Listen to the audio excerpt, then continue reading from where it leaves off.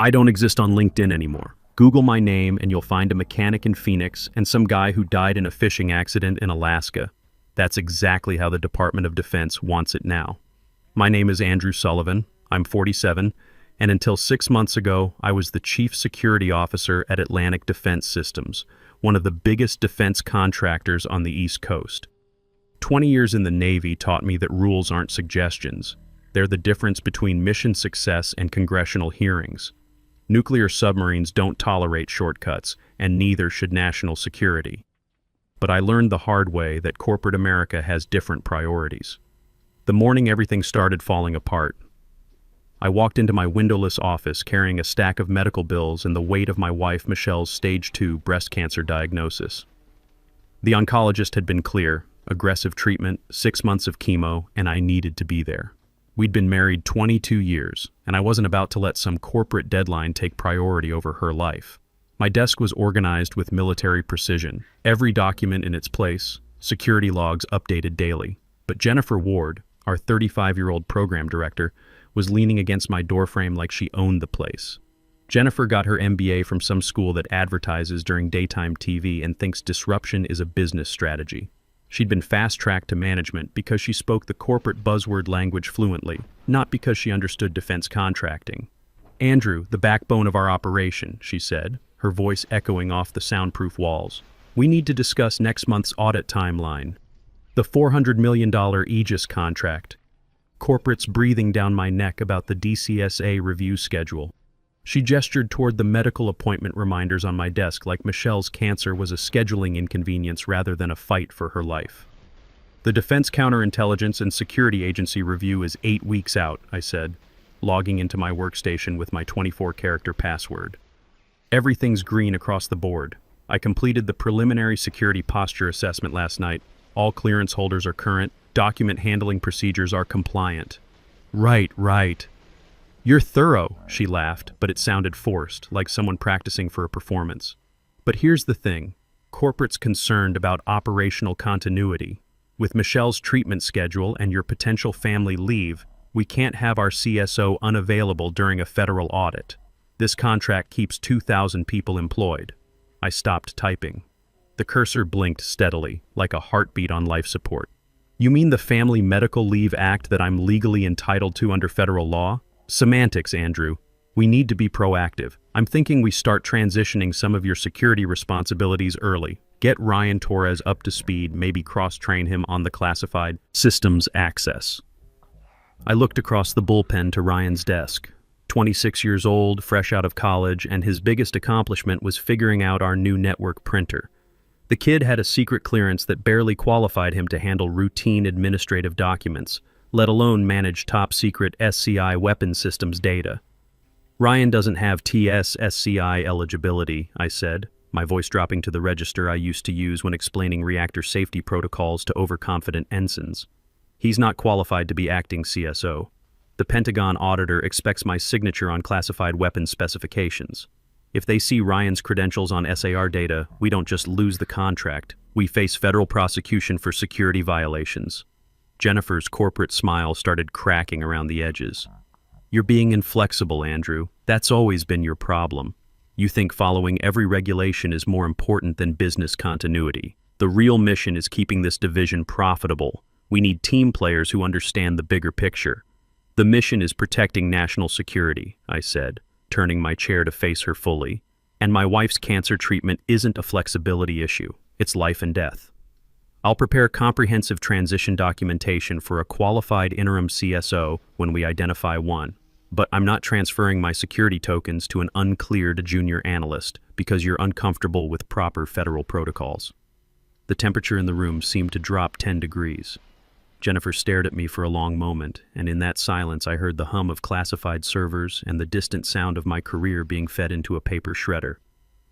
"Okay, Andrew," she said finally, her voice taking on a predatory edge. "Handle it your way. Just make sure everything's documented properly. Corporate wants full accountability." She walked away, leaving behind the scent of expensive perfume and corporate backstabbing. I put my hand on Michelle's latest pathology report. The cancer markers were responding to initial treatment, but the chemotherapy was brutal. She needed me focused on her recovery, not fighting bureaucratic wars with someone who viewed federal security regulations as suggestions rather than laws. But when I tried to access the HR portal to update my family leave documentation, my access credentials were grayed out. System maintenance, probably. Though in the defense contracting world, there are no coincidences. Only attack vectors you haven't identified yet. I spent the rest of that day doing what 2 decades in the Navy had trained me to do. I documented everything. Every email exchange, every conversation, every time Jennifer looked at me like I was the problem instead of the solution. In submarine warfare, intelligence preparation saves lives. In corporate warfare, it saves careers. What I didn't realize was that Jennifer had already made her decision, and the next 8 weeks would test everything I'd learned about fighting, battles where the rules of engagement weren't clearly defined. The following week, the office atmosphere shifted from passive-aggressive to something that felt like being under surveillance in a hostile foreign country. It wasn't anything you could document for HR, just the kind of psychological warfare that corporations excel at when they want someone gone. When I walked into morning briefings, conversations would die mid-sentence. When I sent routine requests for updated security documentation to the proposal team, I'd get read receipts but no actual responses. People whose clearance applications I had personally shepherded through the federal approval process were suddenly treating me like I carried some contagious disease. I sat in my ergonomic chair, currently the only thing in the building providing any support, and reviewed the DCSA audit preparation checklist. 8 weeks wasn't a luxury timeline, but it was workable if everyone did their jobs properly. The problem was that properly and Jennifer Ward's management style existed in parallel universes. Michelle's first chemotherapy session was scheduled for the following Tuesday. I'd blocked my calendar and submitted the family leave documentation through proper channels, or tried to. My HR system access was still mysteriously malfunctioning, which meant I couldn't officially file the paperwork that would protect my job while I took her to treatments. That's when Jennifer called the friendly check-in meeting. Outlook pinged with a calendar invite that looked innocent enough. Subject: Operational Continuity Planning Session. Location: Conference Room B. Attendees: Jennifer Ward, Craig Martinez, HR Director, and me. No agenda attached, which in corporate speak translates to ambush incoming. I'd learned in submarine warfare that meetings without agendas are usually torpedo attacks disguised as diplomatic discussions. Conference Room B was Jennifer's territory, all glass walls and corporate motivational posters about excellence and synergy. She wasn't alone. Craig Martinez sat beside her like a loyal attack dog. Craig had been with the company for 15 years, long enough to perfect the art of protecting corporate interests while maintaining plausible deniability about employee rights. "Andrew, thanks for making time," Jennifer said, gesturing to a chair positioned noticeably lower than theirs, a classic power play I'd seen admirals use on junior officers. "We wanted to discuss transition planning." I remained standing. 20 years of Navy training doesn't evaporate because some corporate climber thinks furniture psychology will intimidate me. "We're genuinely concerned about you," Craig chimed in, his voice dripping with the kind of fake sympathy HR people learn in special workshops. Jennifer mentioned Michelle's diagnosis. "We want to ensure the company supports you while maintaining operational readiness." "My family leave request is straightforward," I said, keeping my tone professional. "Documentation follows federal guidelines. What specific concerns do you have?" "The concern," Jennifer interrupted, leaning forward with predatory focus, "is timeline risk. If Michelle's treatment gets complicated, and cancer treatment often does, and you're unavailable during the federal audit, we're potentially looking at contract suspension. That's $400 million and 2,000 jobs at stake." She paused for effect, like she was delivering a crucial plot point in a corporate thriller. "You need to transfer CSO credentials to me today. Full system access, security tokens, the complete package. I'll handle the role temporarily until you're back and we can hire a permanent backup." The words hung in the air like smoke from a weapons malfunction. I actually felt my blood pressure spike, not from anger, but from the sheer audacity of what she was proposing. "Jennifer," I said slowly, "you currently hold secret-level clearance. This contract requires top secret with sensitive compartmented information access. You are literally prohibited by federal law from accessing these systems. The computer won't even allow me to input your credentials without triggering security violations." Jennifer's corporate smile vanished completely.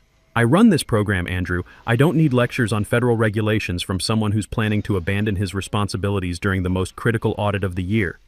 "Abandon?" The word came out sharper than I intended. Supporting my wife through cancer treatment is abandoning responsibilities? Look, Craig interjected, consulting his legal notepad like it contained sacred scriptures. Refusal to follow direct management instructions regarding business continuity can constitute grounds for immediate termination under company policy, and refusal to commit federal crimes, I shot back, is grounds for a whistleblower complaint under the False Claims Act. Would you like me to document this conversation as a formal request to violate the National Industrial Security Program Operating Manual? Because I can draft that memo right now and copy the Department of Defense Inspector General. The silence that followed was so complete, I could hear the HVAC system cycling and the distant hum of classified servers processing data that Jennifer would never be authorized to access. Jennifer's face had turned an interesting shade of red, the kind corporate executives get when their authority is challenged by people who actually understand the regulations they're trying to circumvent. "Fine," she said through gritted teeth. "Handle it however you think best, Andrew. But remember, this company values team players who find solutions, not obstacles. We'll expect comprehensive transition documentation within the week." I walked out of that conference room knowing I'd won a battle but probably lost the war. Jennifer wasn't the type to accept defeat gracefully, and Craig was already mentally drafting the termination paperwork that would make my firing look legitimate on paper. Back at my desk, I tried logging into the main server to back up my email correspondence from the meeting. Access denied. Account suspended pending administrative review. Contact your system administrator. They were systematically cutting my digital lifelines, isolating me from the very systems I was supposed to be protecting. Classic corporate warfare. Deny access, create documentation gaps, then claim incompetence when the victim can't perform their duties. I opened my physical safe, a military-grade security container that only I had the combination to, and began extracting hard copies of every security audit, clearance approval, and compliance record from the past year. If they wanted to lock me out of the digital world, I'd make sure the paper trail told the complete story.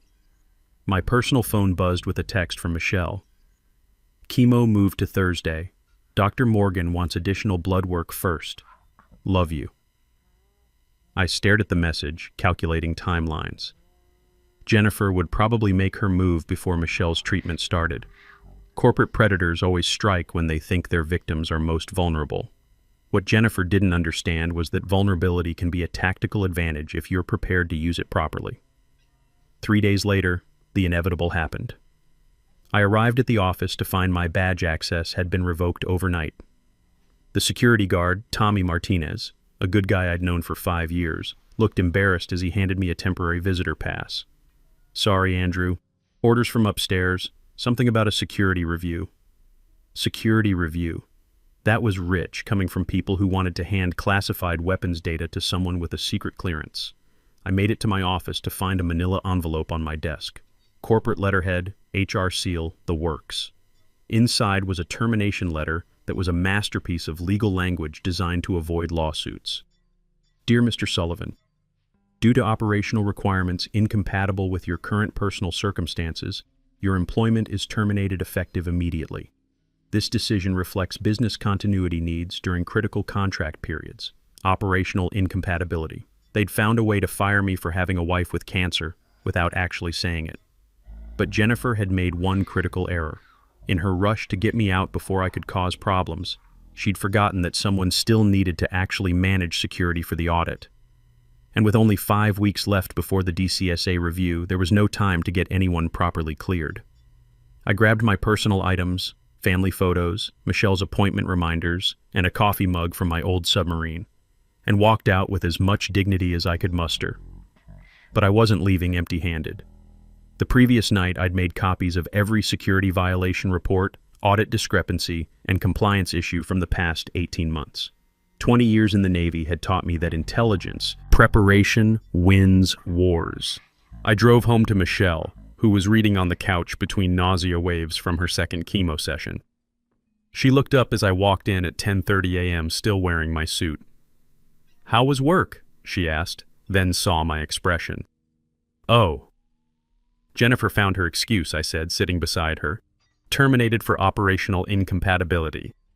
Michelle was quiet for a moment, then smiled grimly. She has no idea what she just did, does she? Not yet, but she will. I spent the next 2 days setting up my war room in our home office. Michelle would bring me coffee and sandwiches while I organized evidence into timelines. The discrimination, the illegal security requests, the systematic isolation, the wrongful termination.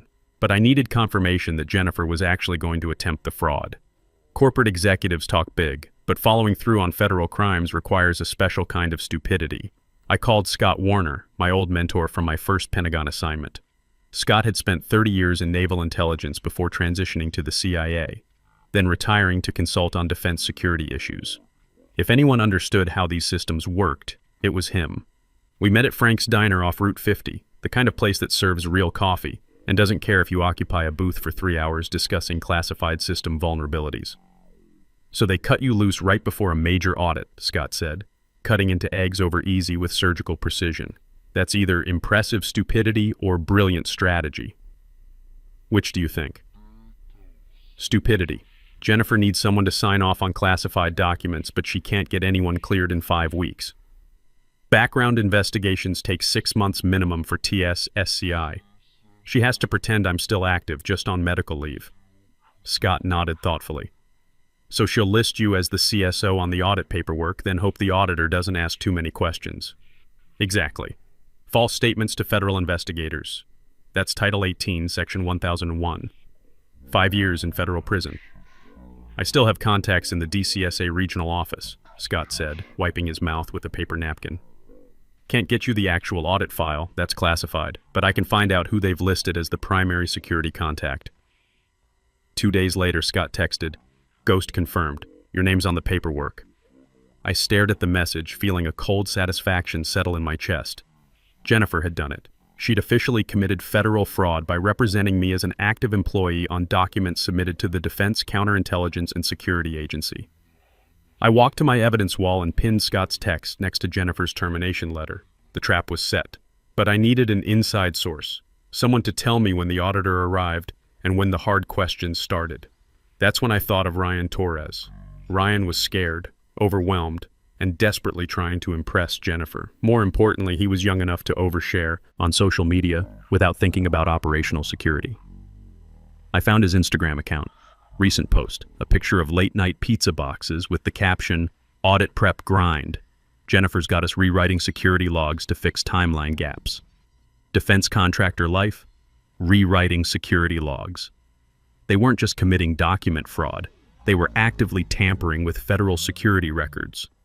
Jennifer was digging herself so deep she was going to hit bedrock. I sent Ryan a direct message, keeping it friendly. "Saw your pizza post. Don't let Jennifer work you too hard during audit prep. Remember, if timestamps don't match server records, auditors always catch it. Just looking out for you. Read immediately." Typing indicators appeared, stopped, started again. Andrew. OMG, it's insane here. Jennifer's freaking out because the audit's next week. She's using your old login credentials. Made it to reset your password. She said you're working remotely because of Michelle's medical stuff. That's okay, right? No, Ryan, that's definitely not okay. That's impersonation of a federal security officer, unauthorized access to classified systems, and conspiracy to commit fraud. But keep talking. Just document everything carefully, I replied. When the auditor shows up, make sure you tell him exactly who's actually in the office. The audit was scheduled for Monday morning. Michelle's treatment had been moved to Tuesday, which meant I'd be free to watch Jennifer's world collapse in real time. I spent that weekend making final preparations. Every piece of evidence cataloged, every timeline verified, every federal regulation cross-referenced. Scott had given me the direct number for the DCSA Inspector General's office, a hotline that took security violations very seriously. Sunday night, I sat with Michelle on our back porch, watching the sun set over the neighborhood that my defense contractor salary had helped us afford. "Are you sure about this?" she asked, holding my hand. "Once you make that call, there's no going back." "They fired me for wanting to take care of you," I said. "Then they committed federal crimes to cover up their incompetence. Some bridges are supposed to burn." Monday morning, I positioned myself at a coffee shop across the street from Atlantic Defense Systems, with a clear view of the visitor parking lot. At 8:45 a.m., a black government sedan pulled up. A man in a gray suit emerged, carrying a briefcase and walking with the unmistakable gait of a federal auditor. Agent Lance Cooper. I recognized him from previous audits. He was known for being thorough, methodical, and completely intolerant of security violations. Jennifer was about to meet her match. My phone started buzzing at 9:15 a.m. Ryan's messages were coming in like battlefield reports. Cooper's here. Jennifer's sweating through her blazer. They're in conference room B reviewing documentation. 9:45 a.m. Document review phase. Cooper's asking about security log discrepancies. Jennifer keeps saying, it's software issues. 10:30 a.m. Cooper's not buying the software excuse. He's asking detailed questions about access protocols. Jennifer looks like she's about to throw up. 11:00 a.m. This is it. Cooper just asked to speak directly with the chief security officer. Jennifer said you're working remotely due to family medical issues. She's giving him your old desk phone number. My heart rate spiked. Jennifer was about to cross the final line, impersonating a federal security officer during an official investigation. Instead of calling the Inspector General hotline, I did something more elegant. I called the main facility number. Atlantic Defense Systems, security desk, Tommy answered. Tommy, it's Andrew Sullivan. I think I left some personal items in my office. Could you transfer me to conference room B? I need to clarify something with whoever's in there. Sure thing, Mr. Sullivan. Hold on. Tommy didn't know about the termination. He just knew me as the CSO who'd helped him get his clearance upgraded last year. The phone rang once, twice. Then the conference room speaker clicked on. Yes? Jennifer's voice, tight with stress. Hello, Jennifer, I said, my voice carrying clearly through the conference room speaker system. This is Andrew Sullivan. I'm calling to clarify something for the record. Dead silence. Complete audio vacuum. Since I was terminated from Atlantic Defense Systems 3 weeks ago, and my security clearance has been administratively suspended, I'm confused about why my name appears on documents you're currently presenting to the federal auditor. Could you explain that? A different voice cut through the static. Who is this? This is the former Chief Security Officer, Agent Cooper. The person sitting across from you just committed federal fraud by representing me as an active employee with current security clearance.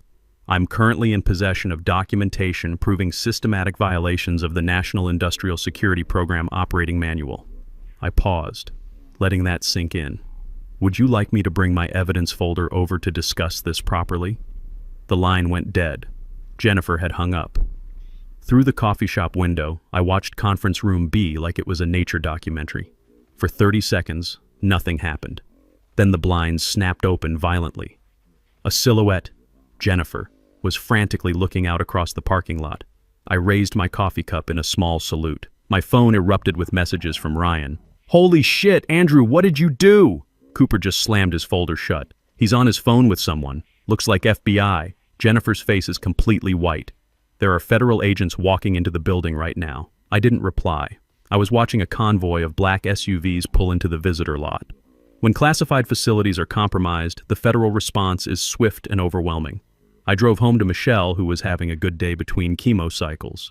She was organizing our medical bills at the kitchen table, calculator in hand. How did it go? She asked, looking up from insurance paperwork. Better than expected, I said, sitting down across from her. Jennifer just learned that federal auditors don't appreciate being lied to. What happens now? Now we wait for the lawyers to call. The call came 6 hours later, not from Jennifer or Craig, but from Kevin Brennan, Atlantic Defense Systems General Counsel. His voice sounded like he'd been gargling gravel in panic. Mr. Sullivan, this is Kevin Brennan representing Atlantic Defense. We need to discuss the events of this morning. Which events specifically? I asked, putting the phone on speaker so Michelle could listen. The part where your program director committed federal fraud, or the part where she impersonated a security officer during a federal investigation. There seems to have been a misunderstanding about your employment status. Mr. Brennan, I'm currently holding a termination letter dated 3 weeks ago. Unless Atlantic Defense has invented time travel, there's no misunderstanding about my employment status. Long pause. Legal wheels turning. We'd like to discuss a resolution, perhaps reinstatement, back pay, a comprehensive settlement package. I looked at Michelle, who was smiling despite her fatigue from treatment. Mr. Brennan, I'm on family medical leave caring for my wife. You can discuss settlements with my attorney. I'll have him call you. I hung up and immediately dialed Brian Mitchell, a former JAG officer who specialized in whistleblower cases. Brian had helped 3 other defense contractors navigate federal fraud investigations. He understood both the military mindset and corporate desperation. We met the next day while Michelle was at treatment. Brian reviewed my evidence with the methodical precision of someone who'd prosecuted court-martials. "Andrew, this isn't just wrongful termination," he said finally. "This is a textbook False Claims Act case. Your former employer made false statements to obtain federal contracts. The potential recovery could be triple damages. As the whistleblower, you're entitled to between 15 and 30% of whatever the government recovers." What kind of numbers are we talking about? Conservatively, the $400 million contract will be suspended pending investigation. If they determine systematic fraud, which seems likely given the evidence, we could be looking at $50 to $100 million in penalties and recoveries. The math was staggering. Even at the low end, my whistleblower percentage would secure Michelle's treatment and our family's future. 6 months later, I was sitting in my new office, a converted bedroom in our house that served as headquarters for Sullivan Security Consulting. Michelle's cancer was in remission, and my veteran-owned business was thriving. Turns out, defense contractors really want security advice from someone who's seen what happens when you cut corners. The final settlement had been everything Brian promised. Atlantic Defense Systems paid $85 million in penalties and damages. My whistleblower award was $22 million.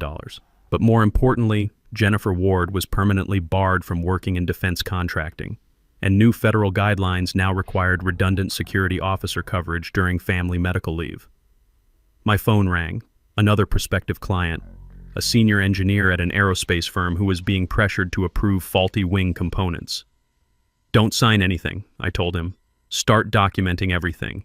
Date, time, who was present. Email summaries to your personal account. And remember, your integrity is worth more than their convenience." The Andrew Protocol was becoming standard procedure in my corner of the defense world. That evening, Michelle and I sat on our back porch, watching the sunset over the neighborhood that whistleblowing had secured. She was cancer-free, and I was building something meaningful from the wreckage of Jennifer's arrogance. "Any regrets?" Michelle asked. I thought about Jennifer, last I'd heard working as a junior analyst at a small consulting firm, her security clearance permanently revoked. I thought about Atlantic Defense, now operating under federal oversight after losing their facility clearance. "None," I said. "Some bridges deserve to burn. The $400 million contract was history. The corrupt executives were gone. Justice had prevailed. And me? I was just getting started." Also, I just noticed my camera is being weird. Hold on. You just had a pedi. I want to see yours. I did just have a pedicure. That is true. I did. My manicure is broken already. I've had to redo it. What's going on? Don't track me. Don't. There we go. Are we good? There we go. Hi. I'm not going to show you though. Can I get pics from both and then I can guess which is which? Okay, I mean, I'm down. If JP wants to coordinate that, I'm down. The hairy one is me.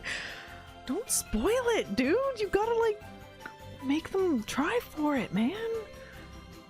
And the one with the nail polish is JP's, since we're giving away all the secrets.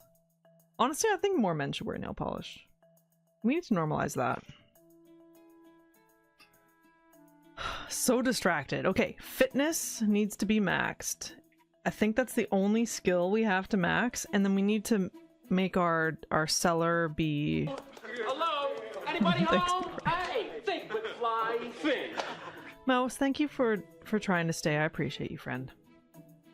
Certainly take care of yourself first, and I hope your migraine gets better.